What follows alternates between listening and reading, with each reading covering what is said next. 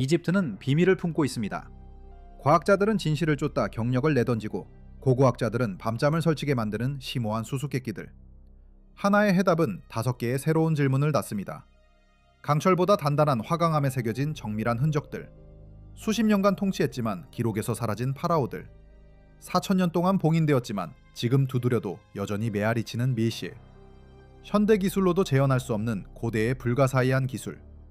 오늘날 그 어떤 방법으로도 흉내낼 수 없는 완벽한 보존 상태의 미라. 어제서야 우리가 발견한 것과 정확히 일치하는 고대 천문도. 이 모든 것이 진실일까요?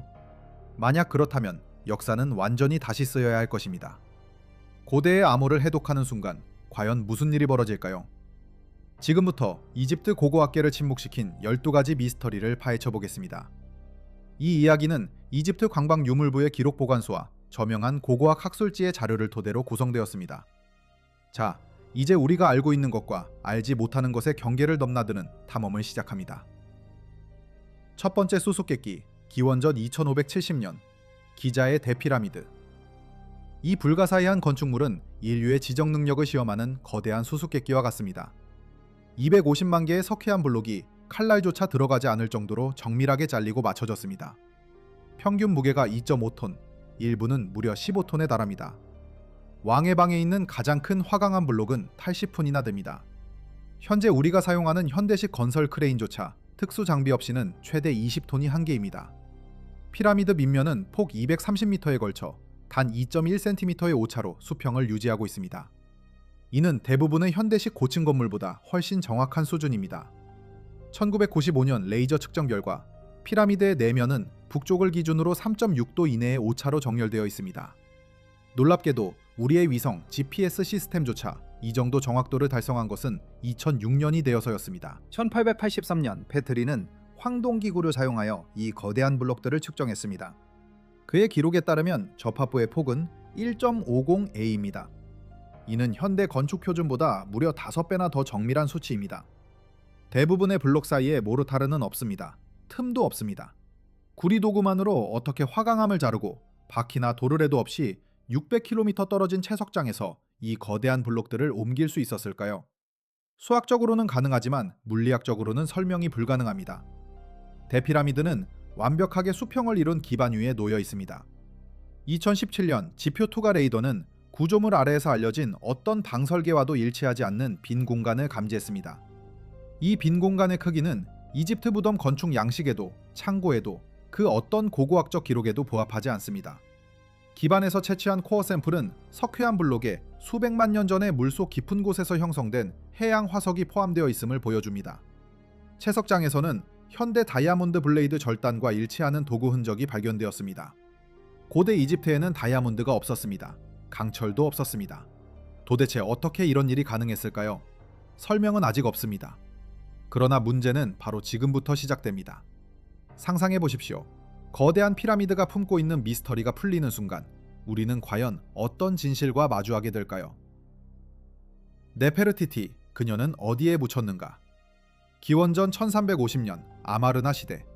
이집트 역사상 가장 매혹적인 여왕이자 아크나톤의 아내, 6딸의 어머니.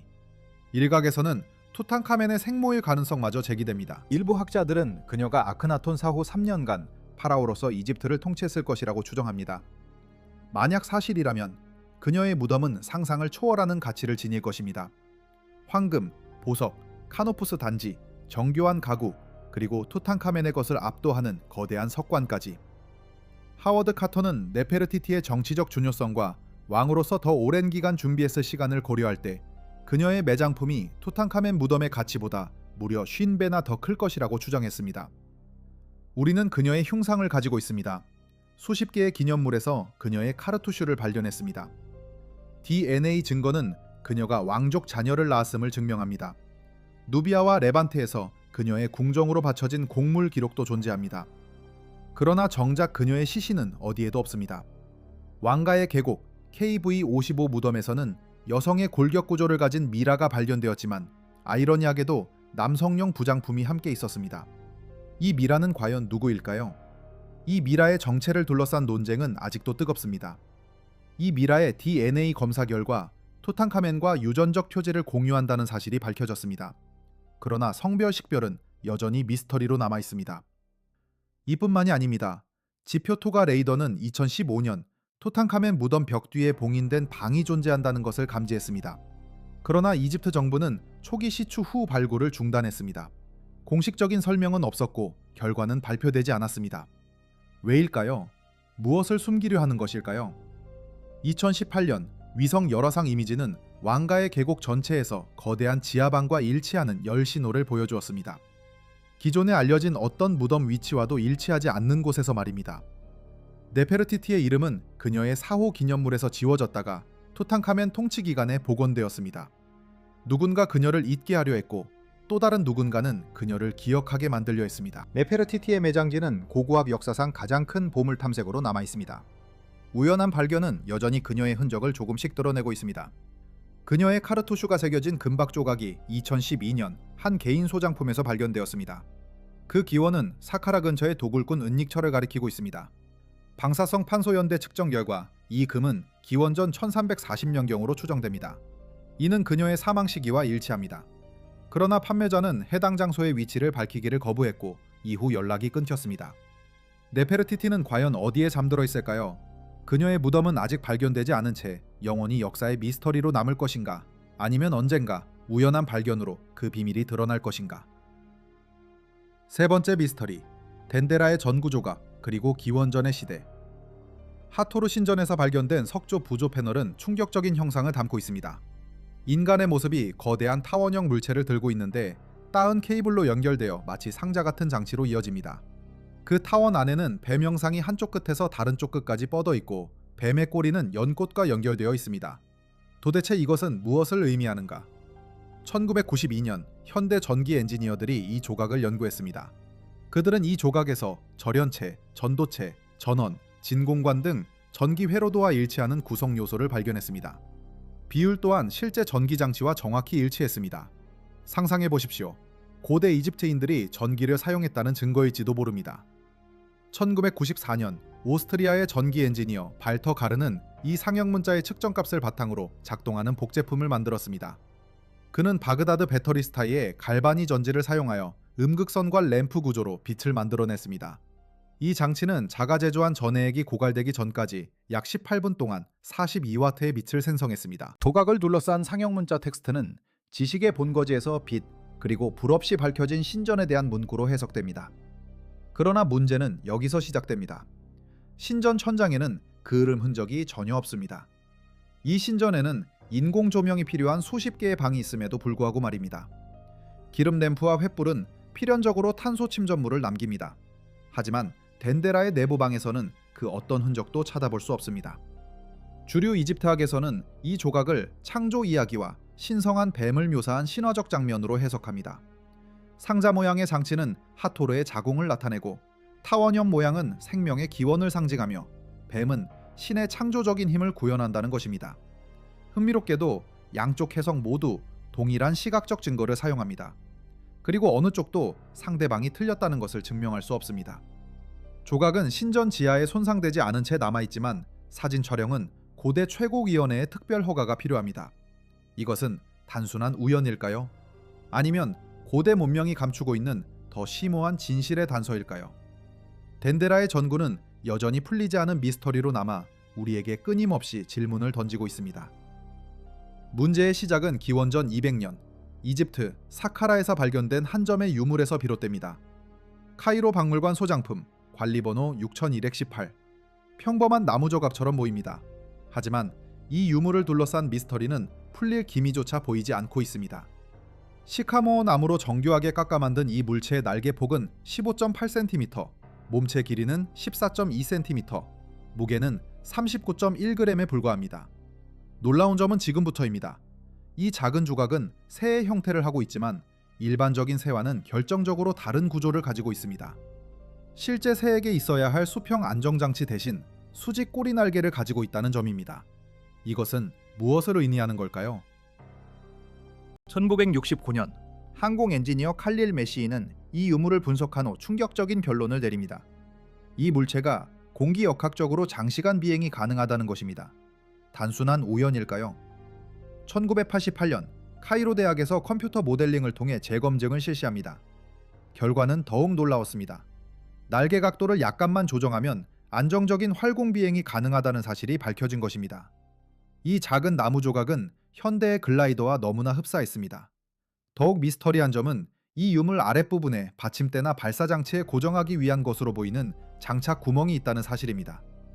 그렇다면 이 물체는 정말로 하늘을 날기 위해 만들어진 것일까요? 현미경 분석 결과 이 유물에는 고대 이집트의 목공 기술과는 다른 현대 조각 기법과 일치하는 도구 흔적이 발견되었습니다. 게다가 나무에는 종교적 숭배의 흔적이나 사용 흔적이 전혀 남아있지 않았습니다. 이 유물은 신성한 물건이 아니었던 걸까요?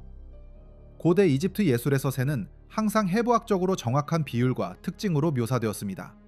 하지만 사카라의 새는 이 모든 관습을 완전히 무시하고 있습니다. 디자인의 우선순위는 미적인 아름다움이나 상징적인 의미가 아닌 오로지 공기역학에 맞춰져 있다는 것입니다. 왜 그랬을까요?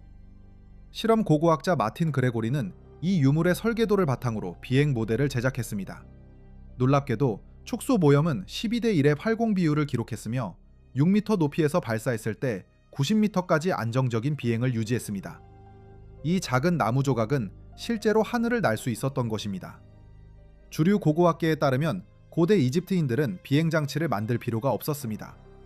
그들은 동력 비행을 위한 재료 기술을 가지고 있지 않았고 공기역학을 이해하기 위한 이론적 틀도 갖추지 못했습니다.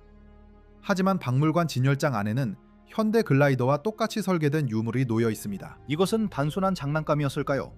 아니면 고대 이집트인들이 우리에게 감추고 있는 더 큰 비밀이 있는 걸까요? 사카라의 새는 여전히 침묵하고 있지만 그 날개짓은 여전히 우리의 상상력을 자극하고 있습니다. 그러나 문제는 여기서 시작됩니다. 이 유물이 우리에게 던지는 질문은 우리가 알고 있다고 믿는 역사의 진실에 대한 근본적인 의문을 제기하기 때문입니다. 세라페움, 그곳에는 풀리지 않는 5번째 수수께끼가 잠들어 있습니다. 기원전 600년 멤피스 네크로폴리스 지하 깊숙한 곳에 자리 잡은 24개의 화강암 석관. 하나의 거대한 붉은 화강암 덩어리를 통째로 깎아 만들었다는 사실을 알고 계십니까? 상상해 보십시오. 무게만 무려 60톤에서 80톤에 달하는 이 거대한 석관들이 어떻게 그곳까지 옮겨졌을까요? 내부는 평균 3.3m 길이, 2.2m 폭, 2.3m 깊이, 벽 두께는 정확히 60cm. 더욱 놀라운 것은 내부 표면의 오차가 단 2mm도 되지 않는다는 사실입니다. 현대의 화강암 절단 기술은 다이아몬드 틸이 장착된 초경 공구와 컴퓨터 제어 기계를 필요로 합니다. 그렇다면 고대 이집트인들은 어떻게 이토록 정밀한 작업을 해낼 수 있었을까요? 그러나 문제는 여기서 시작됩니다. 더욱 미스터리한 것은 이 석관들이 텅 비어 있었다는 점입니다. 미라도, 부장품도, 심지어 누구의 것인지조차 알려주는 명문조차 없습니다. 뚜껑을 봉인하는 장치도 없었습니다. 뚜껑은 따로 검은 따로 발견되었는데 일부는 부서져 있었고 일부는 완전히 사라졌습니다. 뚜껑 하나의 무게만 30톤에 달합니다. 이 거대한 뚜껑을 제자리에 옮기려면 좁은 지하 터널 안에서 엄청난 무게의 화강암 덩어리를 들어올리고 정확하게 위치시킬 수 있는 기계가 필요합니다. 세라피움 터널은 폭 3.5m, 높이 3m에 불과합니다. 이 좁은 공간에서 80톤에 달하는 물체를 움직일 수 있는 경사로나 장비의 흔적은 어디에도 없습니다. 석관 내부의 도구 흔적은 손으로 조각한 것이 아닌 기계 가공과 일치하는 평행한 홈을 보여줍니다. 홈 패턴은 현대식 밀링 머신의 것과 유사합니다. 이집트 학자들은 고대 이집트인들이 구리끌, 나무망치, 연마용 모래를 사용했다고 주장합니다. 하지만 화강암은 모스 경도 7, 구리는 고작 3입니다. 이 모순을 어떻게 설명해야 할까요? 1851년 오기스트 마리에트는 세라페움을 발견했습니다. 그의 발굴 노트에는 여전히 덮여있고 모르타르로 봉인된 여러 석관을 발견했다는 기록이 있습니다.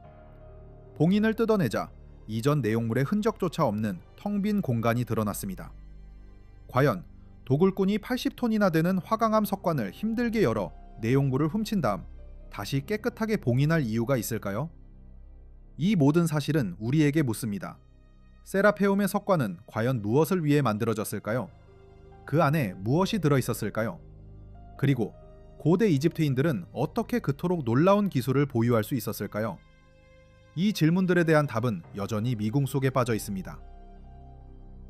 6번째 미스터리, 사라진 피라미드의 정점. 기원전 2600년 기자의 거대한 복합단지. 당신이 알고 있다고 믿는 모든 것을 잊어라. 피라미드는 완벽하지 않았다. 모든 피라미드 그 웅장한 자태 위에는 정점, 즉 피라미디온이라 불리는 장식이 있었다. 기하학적 형태를 완성하고 건축의 마지막 활용점정을 찍는 존재. 화려한 황금빛으로 태양광선을 반사하며 사막을 비추던 신성한 물체. 그러나 지금은 사라졌다. 대피라미드는 원래 146m, 70cm 높이였다. 피라미디온이 제자리에 있었다면 말이다. 현재 높이는 138m, 80cm. 상단 7m, 90cm가 통째로 사라졌다. 수세 기에 걸친 발굴에도 불구하고 기자의 그 어떤 피라미드에서도 피라미디온은 발견되지 않았다. 어떻게 이런 일이 가능할까? 피라미드 텍스트는 피라미디온을 단순한 장식이 아닌 파라오의 4, 5세기로의 여정을 보장하는 신성한 물체로 묘사한다. 천문학적 배열과 일치하는 특정한 기하학적 비율을 담고 있는 단순한 돌덩이가 아니었던 것이다. 사라진 피라미디온은 정교하게 조각된 수백 푼의 돌을 의미한다. 고대 이집트에서 가장 철통 같은 보안을 자랑했을 무덤 단지에서 흔적도 없이 사라진 것이다. 이것은 단순한 도난 사건이 아니다. 1세기 로마 역사가들은 피라미드가 온전한 정점을 가진 채 사막의 태양 아래 거울처럼 빛나는 모습을 기록했다. 9세기 이슬람 역사가들은 황금빛 첨탑이 카이로에서도 보일 정도로 완벽한 구조물이었다고 전한다. 피라미드 건설의 수학적 원리 또한 정점의 존재를 요구한다. 구조적 완전성을 위해서. 피라미디온이 없다면 상층부의 돌들은 불안정해지고 붕괴에 취약해진다. 하지만 고고학적 연구는 피라미드 꼭대기에서 발생한 그 어떤 심각한 구조적 손상의 증거도 제시하지 못한다. 자연적인 원인으로 정점이 사라졌다는 것을 설명할 만한 증거는 어디에도 없다. 지진으로 인한 손상은 피라미드 기저부에 잔해와 이동된 블록들을 남겼을 것이다. 하지만 그런 흔적은 존재하지 않는다. 그렇다면 남는 것은 단 하나의 가능성. 피라미디온은 의도적으로 제거되었다는 것이다. 인간에 의해 정교한 공학 기술을 사용하여. 중세시대 아랍의 기록은 복잡한 도르래와 비계 시스템을 사용하여 피라미드 정점에서 금을 회수하려는 원정대를 묘사한다. 820년 칼리프 알마문의 보물 사냥꾼들은 군사작전을 자금을 조달하기 위해 피라미드의 황금빛 첨탑을 녹였다고 전해진다. 그러나 문제는 여기서 시작된다. 이러한 주장을 뒷받침하는 동시대 기록은 존재하지 않는다. 피라미디온은 이집트 고고학에서 가장 큰 미스터리로 남아있다. 단순한 도굴일까? 아니면 감춰진 역사의 그림자가 드리워진 거대한 음모의 시작일까? 진실은 아직 밝혀지지 않았지만 한 가지는 분명하다. 피라미드의 정점은 단순한 장식이 아니었다. 고대 이집트의 권력, 종교, 그리고 우리가 아직 이해하지 못하는 무언가의 핵심이었다. 7번째 사건, 아비도스 신전의 불가사의한 상형 문자. 기원전 1300년 세티 1세의 기념 건축물에서 벌어진 일입니다. 서판에 새겨진 문양들은 단순한 그림이 아닙니다. 패턴 인식 소프트웨어 분석 결과 현대의 비행기, 헬리콥터, 잠수함, 심지어 우주선과 놀랍도록 흡사한 형태를 띠고 있습니다. 신전 바닥으로부터 6m 높이, 오직 발판을 통해서만 접근할 수 있는 회랑 기둥에서 발견된 이 기묘한 조각들. 주류 이집트학계는 이 상징들을 팔림프세스트, 즉 더 씌워 쓴 흔적이라고 설명합니다. 오래된 상형 문자를 지우고 그 위에 새로운 기호를 새겨 넣는 과정에서 우연히 현대적인 물체와 비슷한 영상이 만들어졌다는 것입니다. 정말 우연일까요? 그러나 의문은 여기서 끝나지 않습니다. 컴퓨터 이미지 전문가 루토 호버는 1997년 디지털 이미지 강화 기술을 사용하여 이 조각들을 분석했습니다. 그녀의 연구는 충격적인 사실을 밝혀냈습니다. 개별 상징 층위를 분리해낸 결과 비행기와 유사한 형태들이 단순한 더 씌우기가 아닌 의도적인 설계의 결과물이라는 것을 입증한 것입니다. 더욱 놀라운 점은 상징들의 비율이었습니다. 동체, 날개, 심지어 착륙 장치까지 현대 항공기의 기능적 구조와 정확히 일치한다는 사실이 밝혀졌습니다. 헬리콥터 상징 역시 마찬가지였습니다. 복잡한 회전 날개 구성은 현대의 이중 로터 설계와 놀랍도록 유사했습니다. 기원전 3000년경 초기 왕조 시대에 확립된 이집트 상형 문자의 엄격한 규칙을 생각해 봅시다. 각 상징은 고대 이집트 문화에 알려진 소리, 개념 또는 물체를 나타냅니다. 그러나 아비도스의 상징들은 이러한 규칙을 완전히 무시하고 있습니다. 고대 이집트의 기술이나 신화에서 그 어떤 대응물도 찾아볼 수 없는 물체들을 묘사하고 있는 것입니다. 더욱 미스터리한 점은 이 상징들이 3000년에 달하는 이집트 기록 역사에서 오직 아비도스, 그것도 단 한 곳에서만 발견된다는 것입니다. 석조조각 분석 결과 이 상징들은 19왕조 시대의 다른 상형 문자와 동일한 기술로 만들어졌음이 밝혀졌습니다. 조각의 깊이, 도구 흔적, 표면 마감 모두 주변의 일반적인 상징들과 일치합니다. 만약 이 상징들이 더시우기의 결과라면 이는 우연이라고 치부하기에는 너무나 완벽한 조합입니다. 지워진 패턴들이 우연히 현대적인 차량의 실루엣을 만들어냈다는 것은 수학적으로 불가능에 가깝습니다. 그렇다면 이 불가사의한 상형 문자는 무엇을 의미하는 것일까요? 고대 이집트인들은 정말로 미래의 기술을 알고 있었던 것일까요? 아니면 우리가 아직 이해하지 못하는 다른 무언가가 숨겨져 있는 것일까요? 오시리온의 기초석. 기원전 1300년 아비도스에서 발견된 이 불가사의한 건축물은 단순한 유적이 아닙니다. 100톤이 넘는 거대한 화강암 덩어리들, 접착제 없이 완벽하게 맞물린 석재 사이의 틈은 존재하지 않습니다. 더욱 놀라운 것은 이 거석들이 현대의 정밀 절단 장비에서나 볼 법한 도구 흔적을 지니고 있다는 사실입니다. 내부 모서리는 정확히 90도 각도로 잘려 있고 표면은 미터 단위의 벽에서 밀리미터 이하의 오차례 보입니다. 당대 이집트의 다른 건축물과는 완전히 다른 기술. 오시리온은 현재 지면보다 4.5m 아래에 묻혀 있습니다. 이는 극단적인 고대를 암시하는 것일까요? 아니면 의도적인 매장이었을까요? 방사성 탄소 연대 측정 결과 모르타르 접합부에서 발견된 유기물질은 주류 고고학의 추정보다 최소 1000년 앞선 시기를 가리킵니다. 기초석은 선왕조 시대의 건축 기술과 유사하지만 그 정밀도는 초기 시대의 기술 수준을 훨씬 뛰어넘습니다. 지질학적 증거는 이 구조물이 나일강의 홍수로 인한 심각한 수해를 겪었음을 시사합니다. 이 홍수는 기원전 10만 년에서 5천 년 사이에 아프리카 스뷴기에 발생했습니다. 그러나 문제는 여기서 시작됩니다. 지표2가 레이더 영상은 현재 발굴된 경계 너머로 확장되는 추가적인 매장 구조물을 드러냈습니다. 레이더 신호는 알려진 이집트 건축 양식과는 전혀 다른 건설 패턴을 나타냅니다. 이 미지의 구조물은 과연 무엇을 의미하는 것일까요? 2014년 코어 시추 샘플에는 아비도스에서 남쪽으로 800km 떨어진 아스완 채석장의 화강암 조각이 포함되어 있었습니다. 그러나 제19왕조 시대에 100톤이 넘는 화강암 덩어리를 그 먼 거리를 운반할 수 있는 운송 기반 시설에 대한 증거는 어디에도 없습니다. 어떻게 이 거석들이 그 먼 거리를 이동할 수 있었을까요? 오시리온의 천문학적 정렬은 기원전 1500년경의 천체 위치와 일치합니다. 이는 고고 천문학자 로버트 보발이 2004년에 계산한 결과입니다. 이러한 정렬은 세티 통치 당시의 하늘 위치와는 일치하지 않습니다. 이 구조물은 건축 추정 시기보다 6000년 전에 존재했던 별의 위치에 맞춰 설계된 것으로 보입니다. 그렇다면 오시리온은 누가, 왜, 언제 건설한 것일까요? 이 질문에 대한 답은 여전히 미스터리에 쌓여 있습니다.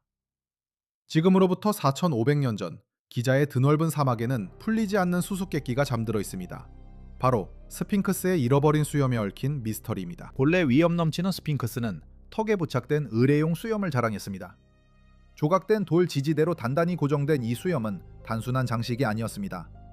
1817년 카빌리에 의해 발견된 수염 조각들은 곧 대형 박물관으로 옮겨져 전시되었지만 이것은 시작에 불과했습니다. 정교한 조각 솜씨와 부착 지점을 보여주는 이 파편들은 완전한 수염이 약 2m 길이에 무게가 수톤에 달했음을 암시합니다. 그러나 현재 남아있는 것은 원래 수염 전체 무게의 5%도 채 되지 않습니다. 사라진 수염 조각들에는 연대 측정과 건축 기술의 증거는 물론 중요한 고고학적 정보가 담겨 있을 가능성이 큽니다. 중세 아랍 역사가들은 놀랍게도 서기 14세기까지도 온전한 수염을 가진 스핑크스를 목격했다고 기록합니다. 그렇다면 이 거대한 수염은 언제, 어떻게 파괴된 것일까요?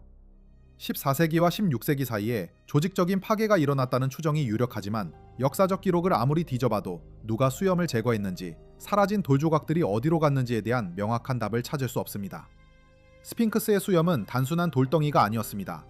그 뒤에는 고대 이집트인들의 놀라운 공학 기술이 숨어 있습니다. 하중 분산, 내후성, 그리고 지진에 대한 안정성까지 고려된 첨단 설계가 적용된 것입니다. 수염 부착 지지대는 현대 건축공학의 응력 분석과 일치하는 패턴에 보입니다. 고대 이집트의 기술자들이 어떻게 다가올 미래를 예측이라도 한 것일까요? 놀랍게도 그들은 하중, 풍력, 열 팽창 계수를 계산하여 수천 년 동안 거대한 돌 구조물을 제자리에 유지하는 시스템을 설계했습니다.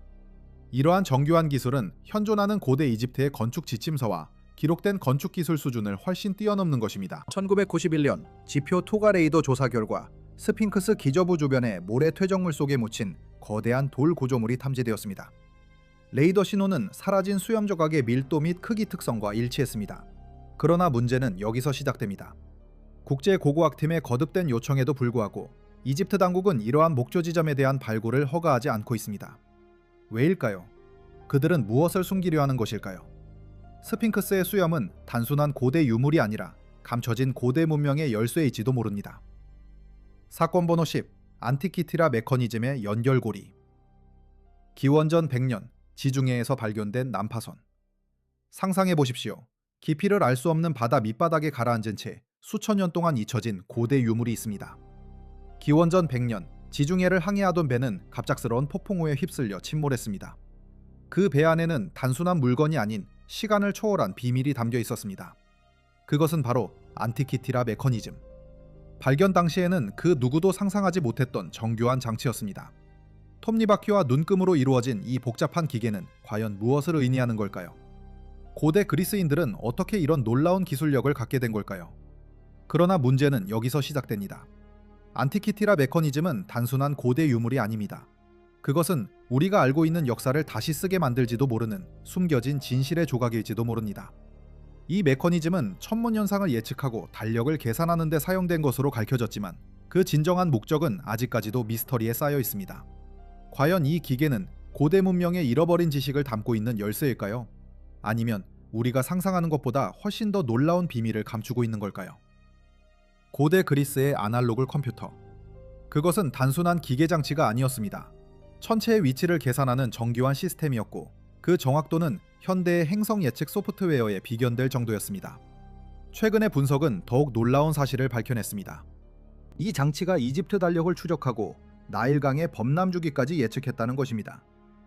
하늘의 움직임을 읽어 강의 흐름을 예측하다니 이것은 단순한 지식을 넘어선 무언가가 숨겨져 있음을 암시합니다.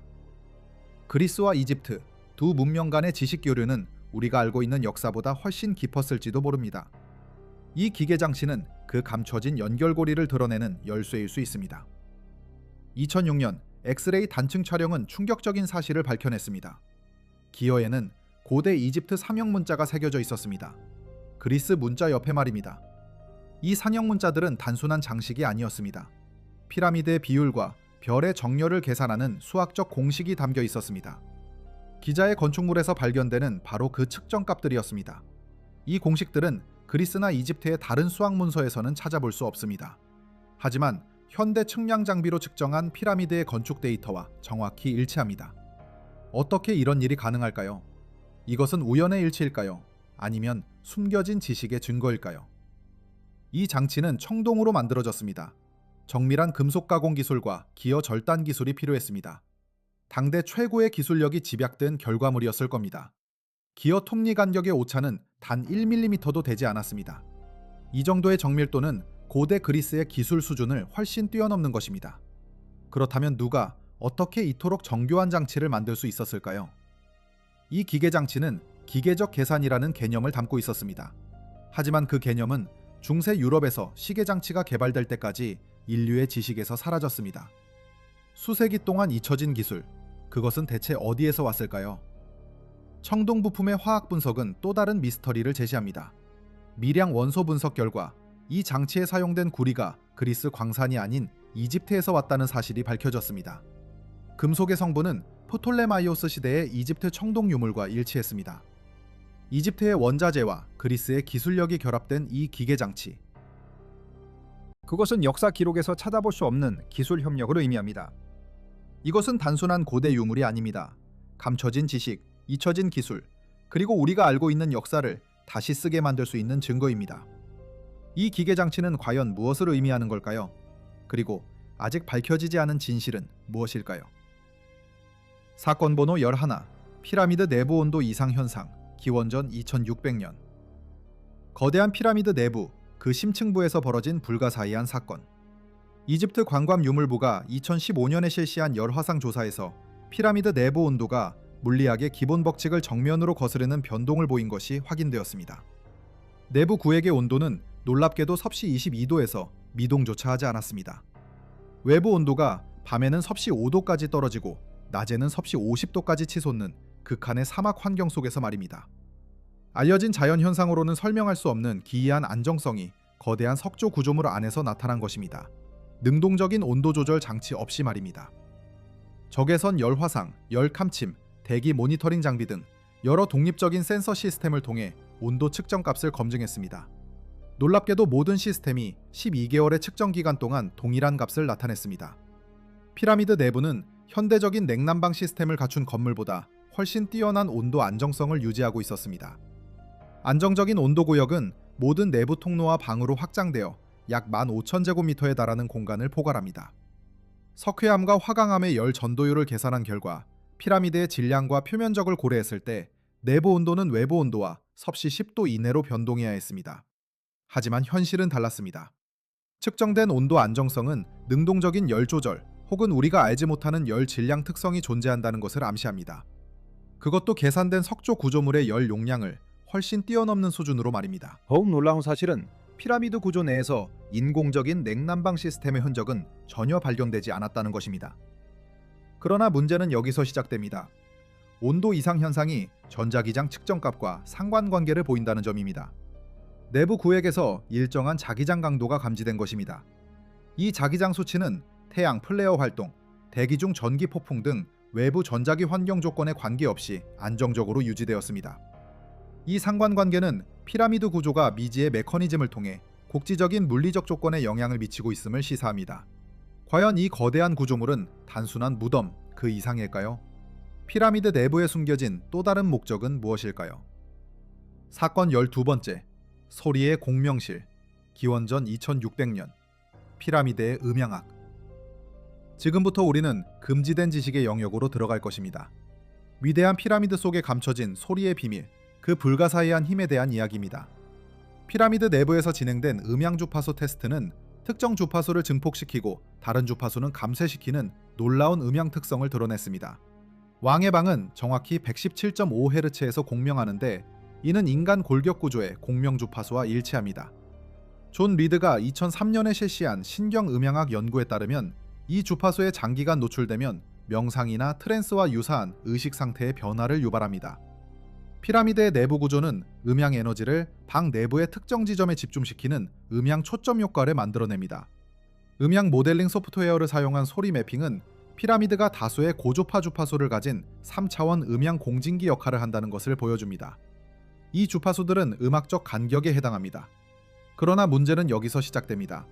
이러한 음향 설계 원리는 파동 물리학과 고주파 수학에 대한 심오한 이해를 필요로 합니다. 이는 기존에 알려진 고대 이집트의 과학 지식을 훨씬 뛰어넘는 수준입니다. 음향 테스트 결과 왕의 방에서 생성된 소리는 방의 기하학적 비율에 상응하는 정상파 패턴을 생성하는 것으로 나타났습니다.